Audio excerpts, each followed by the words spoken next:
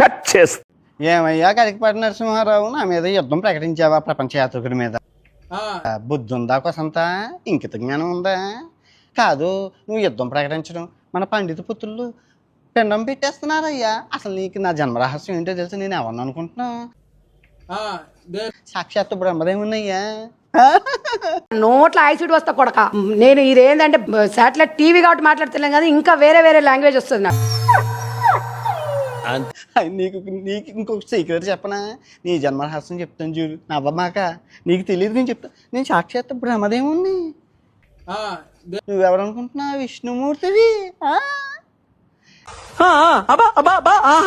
మరి బ్రహ్మదేవుడు విష్ణువు ఉన్నప్పుడు శివుడు ఏమయ్యా అంటే, మా గురువు గారు చాగంటే కోటేశ్వర గారు శివుడు. మన ముగ్గురం బెస్ట్ ఫ్రెండ్స్. మన ముగ్గురం కారణ జన్మలు.